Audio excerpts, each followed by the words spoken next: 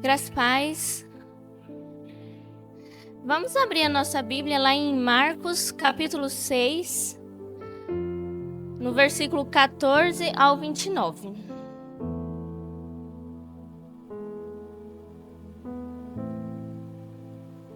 Amém? Diz assim: a morte de João Batista. E ouviu isso o rei Herodes, porque o nome de Jesus se tornara notório, e disse: João, o que batiza, ressuscitou dos mortos, e por isso essas maravilhas operam nele. Outros diziam: é Elias, e diziam outros: é um profeta, ou como um dos profetas. Herodes, porém, ouvindo isso, disse: este é João, que mandei degolar, ressuscitou dos mortos. Portanto, o mesmo Herodes mandara prender a João e encerrá-lo manietado no cárcere, por causa de Herodias, mulher de Felipe, seu irmão, porquanto tinha casado com ela. Pois João dizia a Herodes: não te é lícito possuir a mulher de teu irmão. E Herodias o espiava e queria matá-lo, mas não podia, porque Herodes temia a João, sabendo que era varão justo e santo, e guardava-o com segurança, e fazia muitas coisas, atendendo-o de boa vontade, o ouvia. E chegando uma ocasião favorável, em que Herodes, no dia do seu aniversário, dava uma ceia aos grandes e tribunos e príncipes da Galileia, entrou a filha da mesma Herodias e dançou, e agradou a Herodes e aos que estavam com ele à mesa. Disse então o rei ao jovem: pede-me o que quiseres, e eu te darei. E jurou-lhe, dizendo: tudo o que me pedires te darei, até a metade do meu reino. E saindo ela, perguntou à sua mãe: que pedirei? E ela disse: a cabeça de João Batista. E entrando apressadamente, pediu ao rei, dizendo: quero que imediatamente me des num prato a cabeça de João Batista. O rei entristeceu-se muito. Todavia, por causa do juramento e dos que estavam com ele à mesa, não lhe quis negar. E enviando logo o rei, o executador, mandou que lhe trouxesse ali a cabeça de João. E ele foi e decolou na prisão. E trouxe a cabeça num prato e deu à jovem, e esta a deu à sua mãe. E os discípulos, tendo ouvido isso, foram, tomaram o seu corpo e puseram no sepulcro. Amém? Só até aqui. Podem sentar? Essa palavra já tem um tempo que Deus ministrou no meu coração, mas eu ainda nunca tinha parado para colocar ela num papel. Mas desde quando Deus ministrou essa palavra no meu coração, a primeira pergunta que ele ministrou no meu coração foi: quantas coisas temos perdido com Deus por estar tentando nos encaixar em situações que não são para nós e tentando agradar a pessoas e não a Deus. Então, essa mesma pergunta que Deus ministrou no meu coração, eu quero fazer a vocês. Quantas coisas nós temos perdido? Nós temos perdido com Deus a presença de Deus, a nossa comunhão com Deus. Quantas coisas nós temos perdido com Deus por tentar nos encaixar em situações que não são para nós? Aqui, esse texto, ele conta a história da morte de João Batista. João Batista, ele era um homem muito temente a Deus, ele era um homem que ele pregava o amor de Jesus por onde ele passava. E a Bíblia fala que João Batista sentiu o poder de Jesus desde quando ele ainda estava no ventre de sua mãe. Porque a Bíblia fala que quando Maria, que estava grávida de Jesus, foi visitar Isabel, que estava grávida de João Batista, o João Batista, ele saltou da barriga da mãe dele, ou seja, ele chutou. Então ali fala que ele sentiu a presença de Jesus quando ainda estava na barriga de sua mãe. E ele cresceu, ele foi um homem que ele batizou Jesus, então ele era um homem que ele não tinha medo de falar do amor de Jesus e não tinha medo de repreender aqueles que estavam em pecado, aqueles que estavam errados.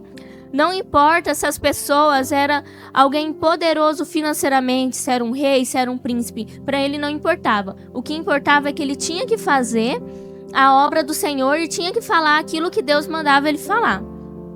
E eu quero trazer essa história, porque aí depois que ele falou, acontece que ele foi repreender Herodes, porque Herodes tinha pego para ele a mulher de seu irmão Felipe, que é Herodias. E João Batista foi repreender ele. Em todo o momento, a Bíblia fala aqui que Herodes, ele temia João, porque ele sabia que João era justo e santo. Então, assim, Herodes, ele sabia que ele estava errado. E ele entendia o que João Batista estava repreendendo ele. Mas mesmo assim, ele não tinha vontade de matar e nem de atrapalhar João Batista, porque ele temia João Batista, ele cria em Jesus. E já Herodias, não. Herodias, que era a mulher, ela ouvia o que João Batista estava falando e ela sentia raiva de João Batista. Ela queria que o seu esposo matasse João Batista. E aí acontece que no dia do aniversário de Herodes, em que ele fez um jantar, um banquete, ele chamou a filha de Herodias para dançar e ele se sentiu atraído, ele gostou daquilo que ele viu, da dança que a menina fez. E ele estava tão embriagado e ele tinha gostado tanto da dança que ele jurou, ele fez um juramento que a menina podia pedir o que quisesse que ele o daria. E aí, então, a menina foi perguntar à mãe, a Herodias, e então Herodias viu a oportunidade de pedir o que ela tanto queria, que era a cabeça de João Batista. Quando a filha de Herodias foi pedir isso, Herodes não podia negar, porque ele tinha feito um juramento na frente de todos. E essa história eu quero trazer ela agora para os dias atuais. E no contexto que eu quero trazer, Herodes, ele vai significar nós, ele vai ser um papel de nós, eu e você. João Batista, no contexto que eu quero trazer, ele vai ser o papel de Deus. E Herodias, ela vai ser o papel do mundo, daquilo que o mundo tem tentado fazer na nossa vida. E eu quero começar falando sobre Herodias, sobre o mundo. O mundo hoje, assim como o Eliezer falou aqui também, tá cada dia mais difícil de se viver, tá um mundo cada dia mais mal, tá um mundo cada dia mais sem amor. Onde a gente vê os noticiários onde pai mata filho, filho mata pai. Então, assim, é um mundo que está complicado. Porém, mesmo ele estando complicado, o mundo ele tem muitas coisas para nos oferecer que aos nossos olhos carnais são agradáveis. Né? Se a gente for olhar os nossos desejos carnais, os nossos olhos carnais, tudo o que o mundo oferece são coisas agradáveis. Porém, todas essas coisas, elas vão nos afastar da presença e do propósito de Deus para a nossa vida. E quando o mundo ele vem nos oferecer essas coisas, ele não vem oferecendo como um pecado. Ele vem oferecendo como algo que é bom, algo que é gostoso, algo que não tem nada a ver. E é dessa forma que o mundo vem nos cativando, para que aos poucos a gente vai se tornando como eles, sem nem perceber. E quando a gente cai em si, nós já estamos totalmente entregues ao mundo e sem a presença de Deus em nossas vidas. E aqui cabe uma experiência que eu ouvi um dia numa pregação, eu acho que eu já até usei ela aqui uma vez, mas ela cabe também nessa pregação, e eu quero usá-la de novo, que é a experiência do sapo. Um dia eu estava escutando uma pregação e uma mulher falou que tinha feito uma experiência com um sapo, onde o sapo, ele é um animal que ele não sobrevive a altas temperaturas. E aí foram fazer essa experiência, colocaram um sapo dentro de uma panela e colocou sem temperatura quente, temperatura ambiente. O sapo ficou normal, de boa. Aos poucos, eles foram aumentando um pouquinho a temperatura. O sapo, ele não sentiu, né? Na experiência deles, o sapo não sentiu porque foi bem pouco, foi bem pouquinho mesmo que aumentou. E esperou um tempo. Depois de um determinado tempo, essa temperatura que aumentou se tornou uma temperatura ambiente para o sapo. E aos poucos eles foram aumentando gradativamente, até que chegou um ponto em que o sapo não resistiu e morreu, mas ele nem havia sentido esse aumento de temperatura. E por causa que eles foram aumentando aos poucos e o sapo foi morrendo lentamente sem nem perceber. E é isso que o mundo faz na nossa vida. Ele vem colocando as coisas aos poucos, coloca uma coisinha, fala, a gente pensa e fala assim, isso aqui não tem nada a ver eu fazer, não tem problema eu ser dessa forma. E aos poucos a gente vai se tornando como o mundo sem a gente perceber.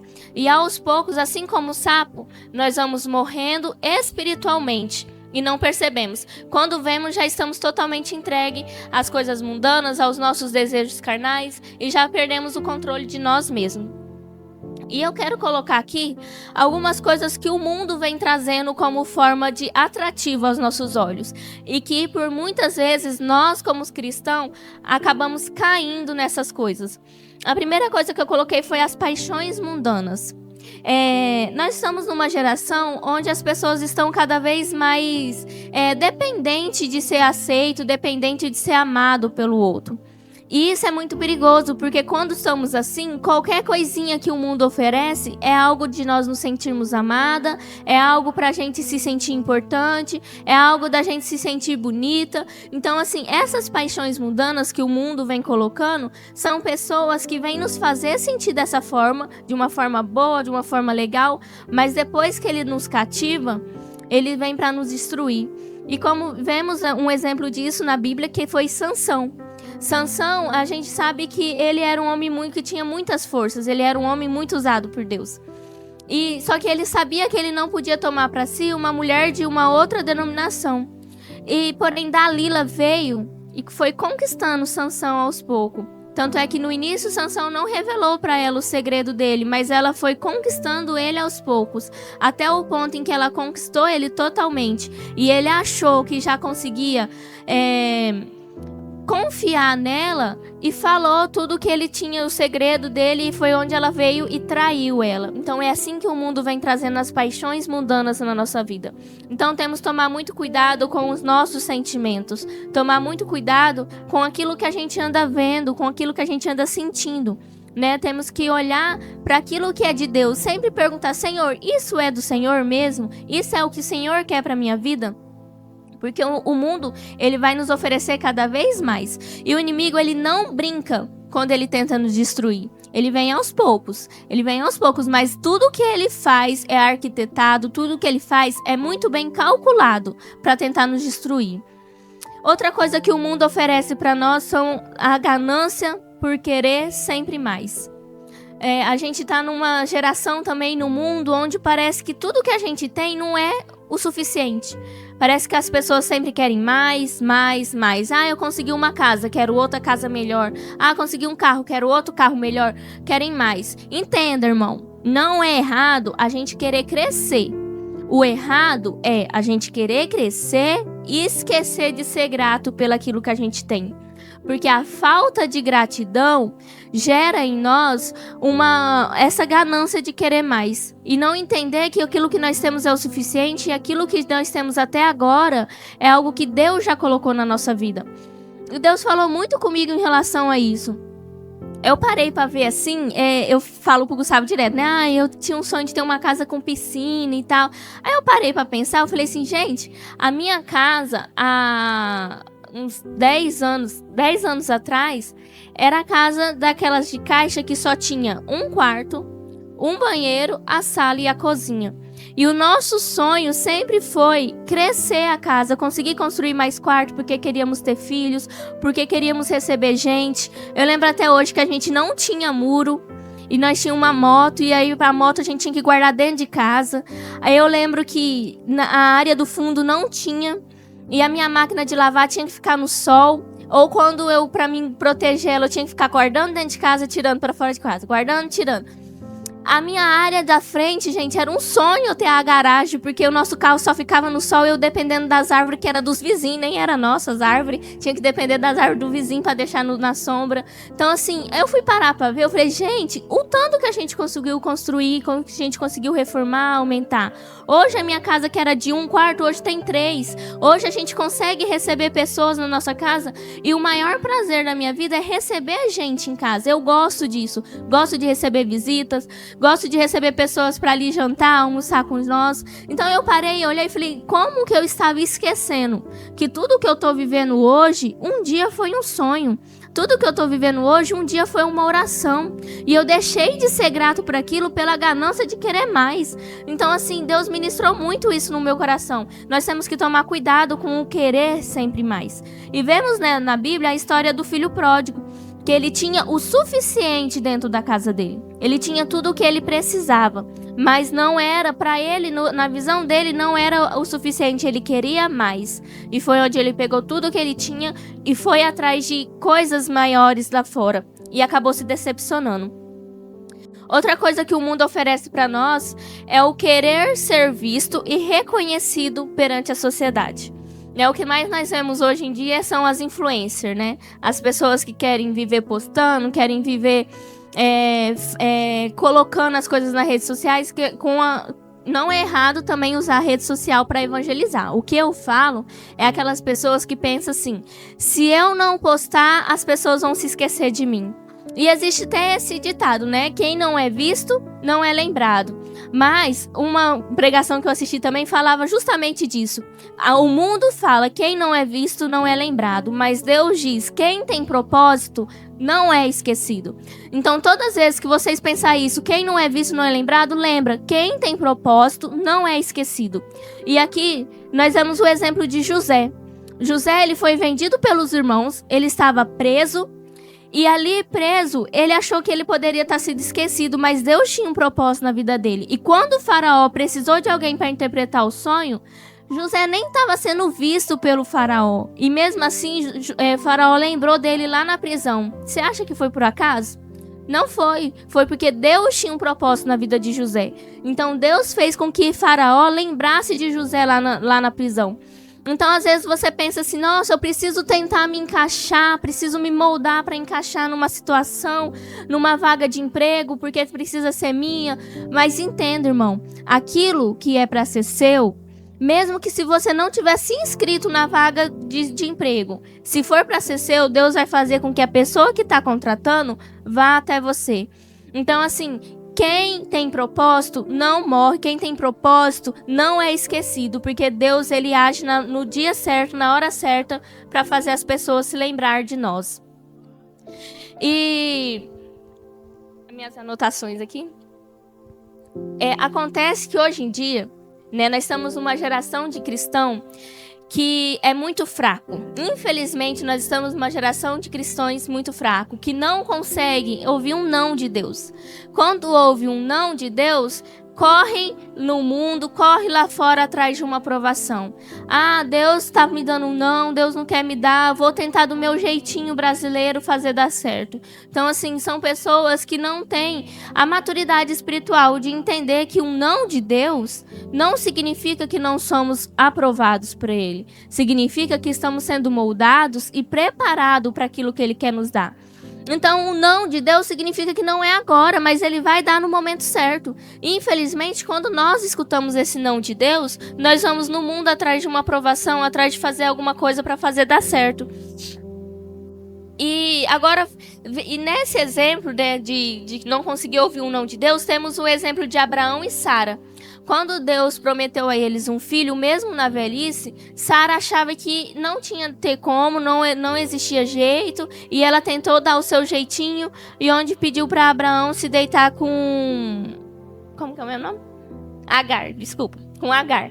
Então, assim, ela tentou dar o seu jeitinho, mas quando Deus fala que vai acontecer, nós temos que entender que é no momento certo vai acontecer. Não vamos tentar dar o nosso jeitinho brasileiro. Agora eu quero falar um pouco sobre Herodes, que somos nós. Herodes, ele tinha consciência que ele estava errando, ele tinha consciência que ele estava fazendo algo que não estava agradando a Deus. E mesmo assim, ele continuava fazendo porque o olhar para fora fez com que ele perdesse o foco. Ou seja, ele olhou para aquela situação que ele estava desejando e fez ele perder o foco daquilo que ele sabia que era certo. E muitas vezes nós somos assim também. O olhar para fora, o desejar algo lá de fora, nos faz esquecer daquilo que Deus nos chamou para fazer. Sabe aquele ditado de que a grama do vizinho sempre é mais verde? E geralmente a gente usa isso, né? Ai, por que dá certo para fulano e não dá certo para mim? O olhar para fora nos faz perder a direção, nos faz perder o foco. Eu lembro quando o Gustavo já deu testemunho da troca do carro, mas eu vou falar a minha versão agora, a minha parte, né?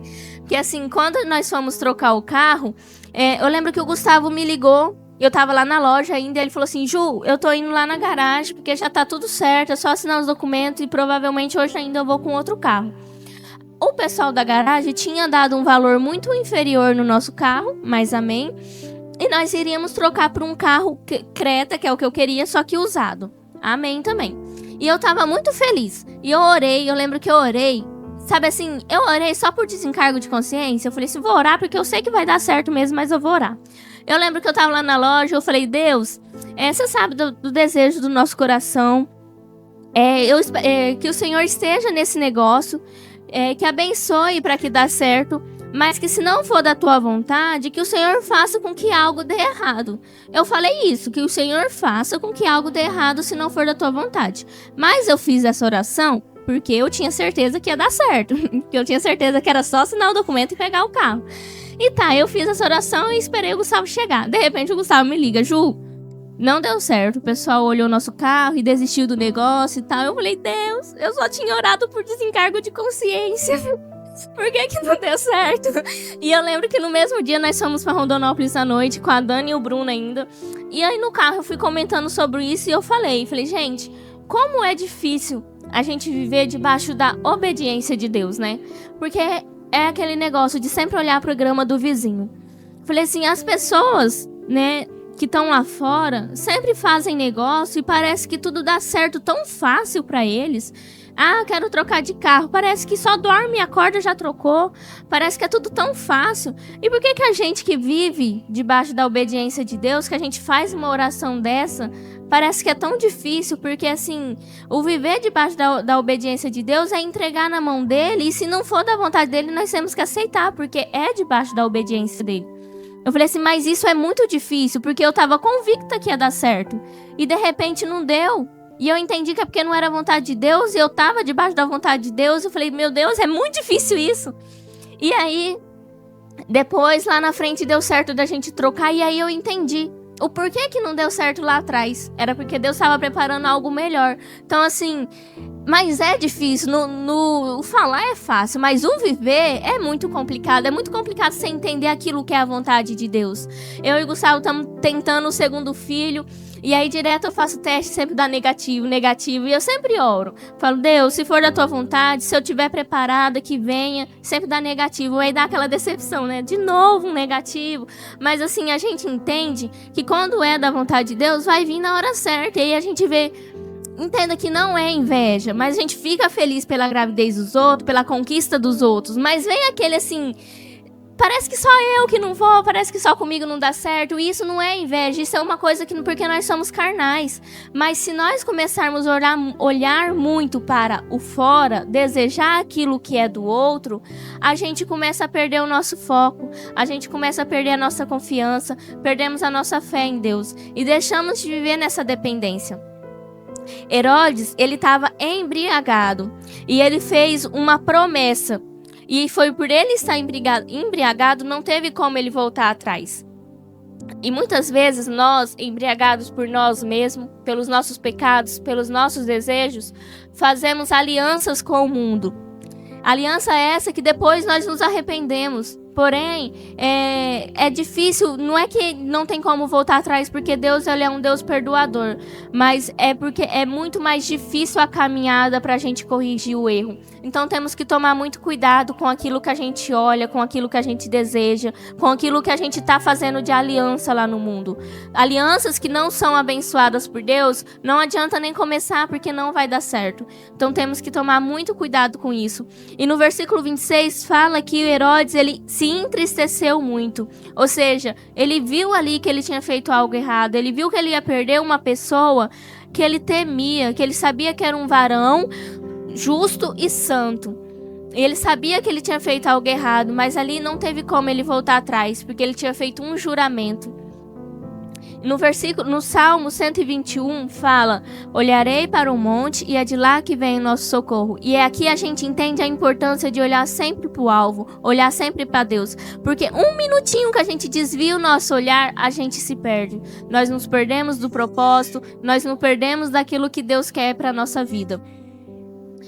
O tentar se encaixar em lugares e situações que não são pra nós, eu coloquei aqui que ela é tipo a história da Cinderela, né? As meninas aí vai saber.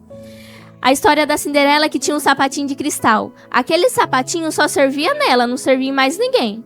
E assim é a gente tentar se encaixar em situações e lugares que não são nossos. Alguém que já usou um sapato apertado?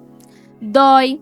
Às vezes a gente não consegue andar direito, não consegue ficar de pé. E isso é viver um lugar, tentar se encaixar em um lugar que não é para nós. Vai ser doloroso, vai trazer dor, Muitas vezes vai parecer que nós estamos remando e não saindo do lugar. Por quê? Porque aquela situação não é para nós. Porque nós estamos tentando nos encaixar em algo que é do mundo e que não é para nós como cristão. E é por isso que eu volto na mesma pergunta que eu fiz lá no início. Quantas coisas com Deus nós temos perdido? Por tentar se encaixar em coisas do mundo, por tentar se encaixar em situações que não são para nós, por tentar agradar os olhos das pessoas e não agradar os olhos de Deus. Quantas experiências nós temos perdido com Deus? Agora eu quero, partindo para a finalização, falar sobre João Batista, que é a figura de Deus.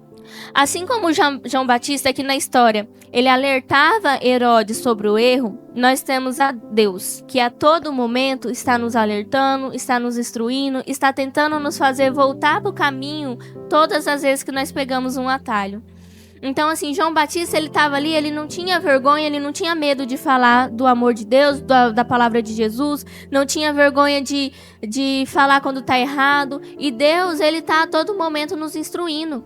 A gente tem essa noção, quando nós temos o Espírito Santo dentro de nós, no momento que a gente vai cometer alguma coisa ali que a gente sabe que não agrada a Deus, o Espírito Santo, na mesma hora, ele fala conosco. A gente tem a consciência que é errado. Então, assim, Deus, ele está a todo tempo. E até que ele volte, tem essa oportunidade ainda da gente cair em si e da gente voltar e da gente se arrepender. Porque Herodes fez uma promessa e ele não pode voltar atrás, mas nós podemos, porque Deus, ele perdoa. Então, assim, até que Jesus volta, nós ainda temos essa oportunidade. E o mundo, né, da mesma forma que Herodias tentava a todo custo matar João Batista, porque ele estava ali instruindo sobre o erro, o mundo a todo tempo fica tentando matar o Deus dentro de nós. Porque ele sabe que Deus vai nos revelar que estamos errados e tal. Então o mundo fica o tempo todo jogando iscas, setas, para que nós possamos desviar da palavra de Deus. Então o mundo fica o tempo todo. Igual eu falei, o inimigo, ele não brinca de tentar matar e nos destruir. Ele fica o tempo todo tentando nos fazer nos perder do foco. Mas, para finalizar, eu queria até que o Ministério de Louvor subisse. A diferença, que é a chave da pregação, que é a diferença da história aqui para o contexto que eu trouxe, é que na história, Herodias, ela venceu a batalha contra João Batista e ela teve o que ela tanto queria, que era a cabeça de João Batista. Mas na contextualização que eu quero trazer, o mundo, não tem nada no mundo que venha matar e que venha combater o Deus da nossa vida. Então, isso que nós temos que entender. Não tem nada que vai nos afastar da presença de Deus, a não ser nós mesmos, a não ser as nossas escolhas. Então, se eu não quero, Deus, ele não vai entrar sem a gente querer. Mas a partir do momento que eu falo, Deus, eu quero, ele vai entrar e não tem nada que faça com que ele venha perder a nossa vida, porque não adianta nada nós termos um bom relacionamento, nós sermos reconhecidos na sociedade, nós termos dinheiro, se nós não temos a presença de Deus, nós não temos nada. E entenda, não existe depressão, não existe vício que é maior que o nome de Jesus na nossa vida. Amém? Que nós possamos ficar de pé, que nós possamos meditar nessa história que eu falei, que eu trouxe, que eu ministrei. Sobre quantas coisas você tem perdido na presença de Jesus por tentar se encaixar em lugares que não é seu. Quantas coisas o inimigo tem tentado colocar na sua vida para tentar te tirar da presença do Senhor, para tentar te tirar do foco. Mas hoje eu quero dizer que o nome de Jesus, ele é mais poderoso que tudo e não tem nada, a não ser você mesmo, que vai fazer com que isso aconteça. Amém? Possamos fechar os nossos olhos.